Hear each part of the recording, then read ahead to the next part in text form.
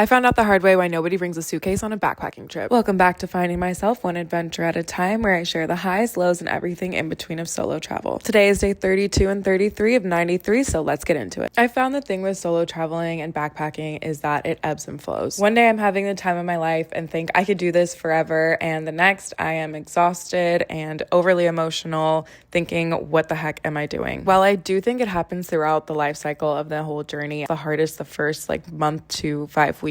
It feels like the in-between of getting used to this new version of your life and missing parts of your old life, but after that you kind of hit your stride, and I think it gets easier. The night before I was struggling a lot with this and feeling really homesick and just a bit lost. Luckily, the island was the perfect place to be to reconnect with myself and nature, and I was surrounded by good people. We took the scooters and hiked to Cascada de San Ramon. The hike wasn't too bad, but by the time we got there I was definitely ready to cool off in the very refreshing waterfall. We saw so much amazing wildlife on the way there and back, and just cruising around the island, as you'll see in the upcoming clips. I just think it's so special and fun to see animals that you don't typically get to see, especially running around wild in their natural habitat. We stopped for lunch and then decided to take the long way home and go around basically the other side of the island that we were staying on. This was such a blast and wonderful experience. I'd gotten the hang of the scooter for the most part, so it was fun to just zoom around. I will say I did fall at one point, but there was only slight scratches that they didn't notice, so all good. But yeah, the feeling of freedom, just riding around in a beautiful landscape in a foreign country, is just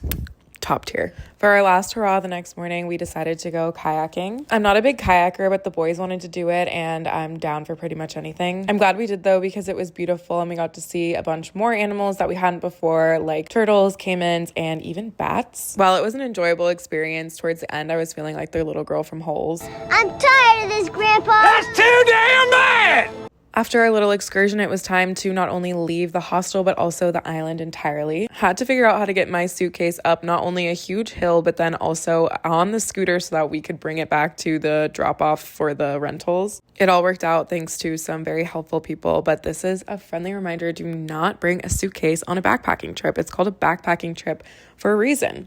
Wasn't sure where my next destination was going to be, which is very unlike me. I literally made the decision on the ferry, which, okay, pause. Do you see how windy it is? Look at all those white caps and the waves literally coming over the side. It was not even that windy the day that they closed the ports for wind. Make it make sense. Anyways, the boys were going back to San Juan del Sur for this big party called Sunday Fun Day. I wasn't sure if I wanted to do that or just head to Popoyo, because I'm not really a big partier all the time. The hostel I wanted to stay at in Popoyo was sold out, so I guess I'm going to the party. Stay tuned.